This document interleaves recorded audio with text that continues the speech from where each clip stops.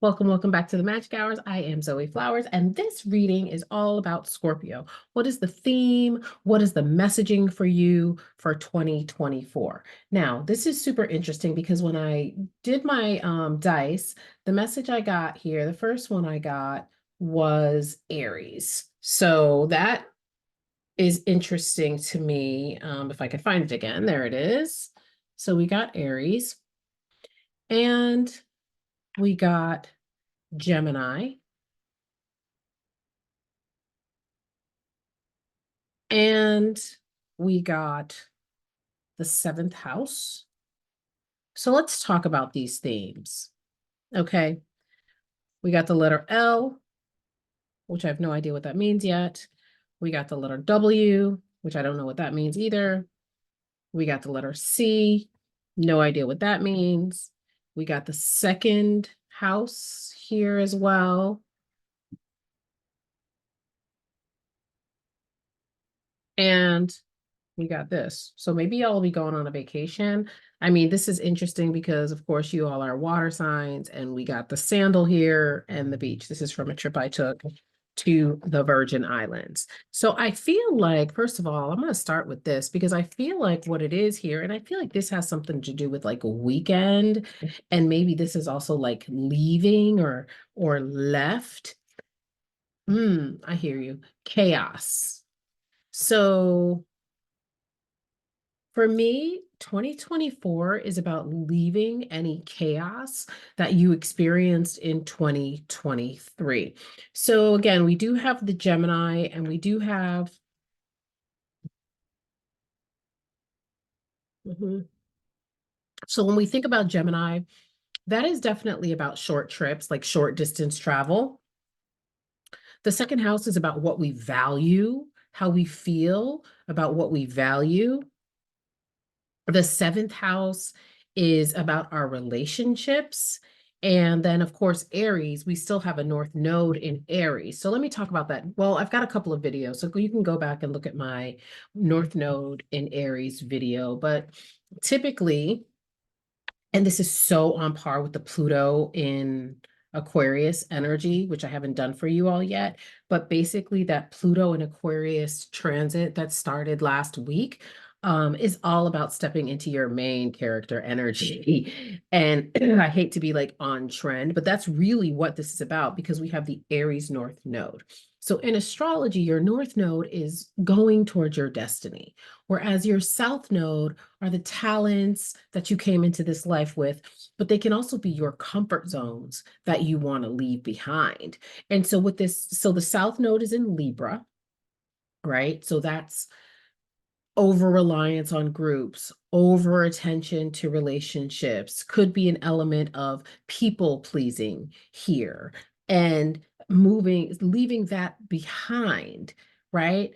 And move with balance, because of course we don't want to just go full throttle Aries energy, like low vibrational Aries energy where it's all about me. We want to make Again, we want to have like balance. So you're centering yourself. You are, that means thinking about yourself first, thinking about with the second house, what you value, right? And Aries was the first one that came out here. And Aries is also associated with the first house. So 2024 really is about you getting in tune with putting yourself first. One of the things that people talk about with Virgos, with Scorpios is their loyalty. And maybe your loyalty to people, places, things has created a little bit of constraint. If it didn't create chaos, perhaps it did a little bit of constraint, right? A little bit of limitation and a little weakness in your aura. And so when we think about this vacation, if you can't take a literal vacation, this is about taking a vacation from that. Over attachment is what I'm hearing. Over attachment to people, places, things, right? Again, seventh house, relationships, an over attachment to that. I like that a lot. And with this, again, with this Gemini here, this could mean Gemini also has to do with siblings. And so if you're carrying a lot of weight, a lot of weight, Scorpio, it's time to let that go as well and center yourself and let other people, what I'm hearing is it's time to let other people pick up the slack. So interesting that I decided to get wine before your reading in the middle of the day. So it's allowing yourself some luxuries, allowing yourself some luxuries. Things don't have to be that hard. Why aren't you manifesting the things that you want to manifest, right? We have mode jadi.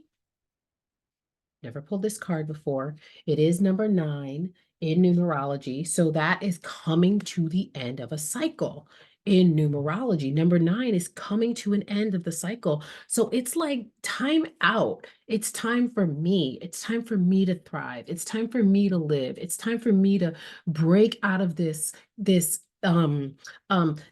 time for me to break out of this role that you've put me in, right? All the world's a stage, Scorpio. So it's like, what are the roles that you've been playing in this life? How have you put yourself in the back seat out of loyalty? How have you stayed silent?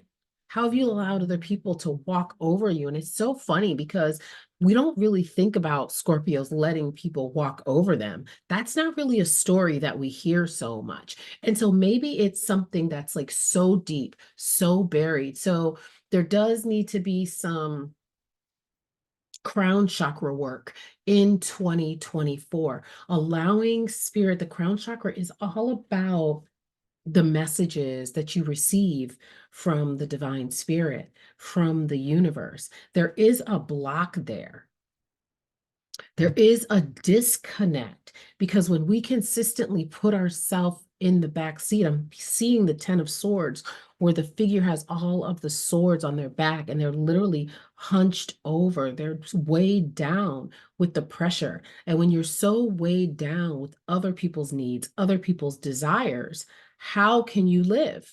How can you manifest? What I love about this is here y'all are showing up in your own reading. She is dancing in the water. The rain is coming down. The clouds are above her, but she's still dancing. She's still moving in your element, in the element of water. I have not pulled this card before in like the 3 years since I've had this deck. So let's just see what it says here and look at this. Oh my God. I knew it. I knew it. I knew it. So this deck is broken up into elements. So of course, she is correlated to the element of water. And she is correlated. So this deck is also broken up into what they call temples. And so she is with the temples of the conjurers. 2024 is the year of you not being afraid of your powers to conjure. Conjuring is another word for magical creation or manifestation. Okay. You've got to lighten the load. I keep hearing restriction, like there's a lot of Saturn energy here that I'm feeling. And so, and Saturn is all about obligation and all of those things in so many ways, not all about, but it is very much correlated to like obligation, responsibility.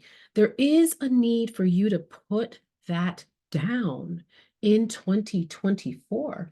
So it says Goddess Majadi is the hereditary reign queen, my God, today, of South Africa's Balu Bedu people, a matrilineal queendom. So this particular tribe of people were matrilineal, meaning that the women identified people are in charge.